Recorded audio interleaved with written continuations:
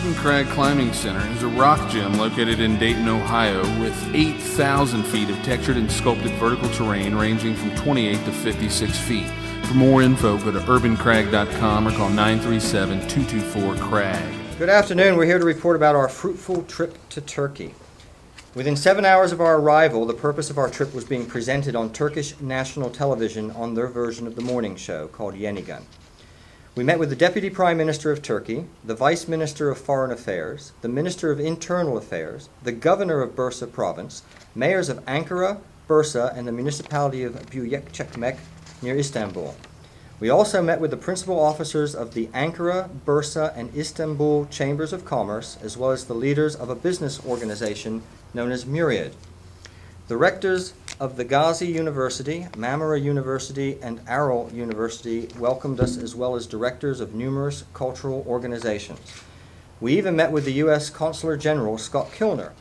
When we left Dayton, we wanted to create a relationship with the Turkish government at many levels, as well as educational facilities and cultural organizations.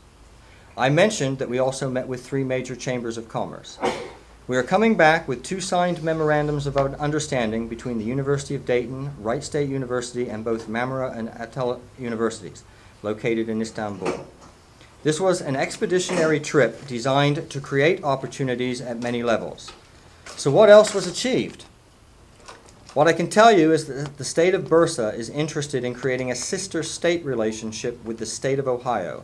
The chambers of commerce in the cities of Ankara, Bursa, and Istanbul are extremely eager to create business relations with the United States, as is Myriad organization. Their chamber organizations are willing to offer us office space. Why Turkey? Very simple. While America has the world's largest economy, Turkey has the fastest growing economy. Here in Dayton, the Ahiska population has more than doubled in 2.5 years. 10% of the total Ahiska refugee population of the United States is right here in the heart of America. It only makes sense to encourage business relationships with their mother country, since we already have a workforce that speaks the native language, making the transition for any Turkish business that much easier. What were the details of these memorandums of understanding? General memorandum of understanding for faculty and student exchange, for potential down in the future, potential research collaborations, as well as partnership in funded research and faculty exchange and so on. The way we were received very well at high-level receptions. We were given dinners. I think the last one had 41 people. We figured it must have cost at least $100 a plate, right? Well, that or place more. was... It was a sultan's yes, mansion. Summer Palace. Summer Palace, right.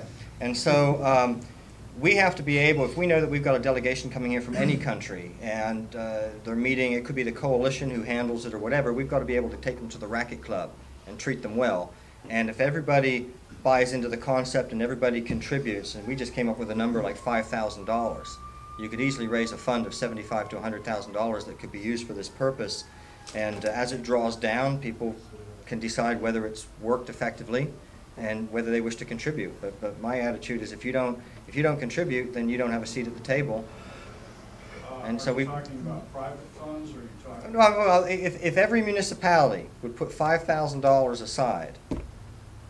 I'm just throwing the number out. It could be 2,000. Could But if every municipality would put down $5,000, the hospitals would put up $5,000, the universities would put up $5,000, just for the purpose of receiving international guests, visitors, or whatever, for economic development purposes and expanding our international footprint in Dayton. It would go a long way. What happens is, we'll get notified that there's a group coming over here, and the burden ends up being on the city to entertain, and we don't have that money in the budget. But if we can anticipate that this is a direction that we want to go in as a region, then we can set the money aside now. Everyone can budget it now for the purpose. And if it doesn't work, we can all get a refund, as far as I'm concerned. I can hear a critic already saying you guys want a bunch of money for parties for people? Shouldn't it be cheap enough around town? What's the situation? Well, one of our discussions was actually putting a limit to the amount. For example, you could say no more than $100 per person. So that it doesn't get wastefully spent. You can say, okay, if we've got a delegation coming here from Turkey and there's 20 people in the delegation, the fund will contribute $2,000 towards a reception of food, presents, whatever. We were just discussing that. I mean, it'll have to be figured out. We may even have to have a board that says, yeah, no problem. We actually had a situation here in Dayton where a group wanted to come here from Turkey, and the city had to say, I'm sorry, we don't have money in the budget to deal with that. And I'm trying to anticipate that if we want to play in this international market, we have to be able to have money available. So let's set it aside now. Coming from South America, here we're Brazil. Well, we'd like to host them at Delish restaurant or the Racket Club. We can tap in. You know, we all paid for our hotel and board trip, but the Turkish government actually contributed towards these receptions and stuff, and we didn't know that. It was above and beyond. Is it pretty much a regular thing over there when they have? Every night we were received well with great food and company and everything, and I think some of the business things, the chambers did some stuff too, and there's nothing to stop private enterprise from contributing above and beyond these receptions. But right now we actually don't have anything flexible or available that we can tap into, and so we end up scrambling and trying to come up with something. So I'm just trying to anticipate the inevitable, and if we're going to proceed in this manner, it's inevitable that we're going to generate international interest in Dayton. Some reasons why they're thinking Dayton would be good to facilitate business forum and actually to have the production here. They see Dayton as a window to the United States market and whole entire North American market. And while doing business in the megapolis like New York, Chicago, or LA is hard due to the different reasons, and one of them is a political atmosphere, again, cost of living. Dayton is opposite, you know, we are about 25% lower than national average for cost of living. We do have a real good workforce, educated workforce. And plus, our universities are very collaborative with the business industries here. Also, we need to see Turkey as a gate to the Middle East and Central Asian market for our businesses. It's a rising star, has a huge influence in nearby region, and basically, if any serious business want to do something in that region, they definitely have to go to Turkey. You say really interested. At what point would they be? Where were we at taking them from being really interested to actually checking out sites? Well, the basic thing, in my opinion, the basic, it's all in our hands. I really wish that our governor and our state officials and state chamber of commerce, including the Department of Commerce, will, you know, show their interest in facilitating. I do already know that there was a similar thing, but a very small scale in Columbus in May, Global Cities Initiatives, where the JP Morgan Chase invited numbers of distinguished guests and speakers from all over the world, trying to make the mid-scale cities more internationalized. So Dayton is exactly fit that purpose. I think if we can, first of all, our county has to put the resources together.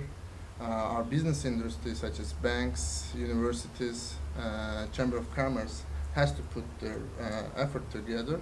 And I think the mayor is right. We have to have the funds in order to appropriately receive our guests. Our people, our delegates, can say that from security to hotels, from meals to even marketing materials, was in the highest level, much beyond our expectation. So, what kind of Turkish industries have expressed it most interested? So what would we be looking at? Pretty much the same that we have here: aerospace, they're medical, right? Medical. I mean, everything that we're doing here, high tech, technology. They've got and manufacturing. I mean, we've got a tour of some of the businesses, and we're looking at the stuff that they're making, and it's exactly the same kind of things. They're making airplane parts for Boeing, there. And, Sikorsky. yeah. I guess the key is if we get a bunch that are interested in breaking into the American market, they would come here and see what Dayton has to offer. They could meet some people who speak their language and see we have highly educated people here, and a lot of them just don't speak the language well enough. And that creates a problem in terms of employment. So this may be a solution.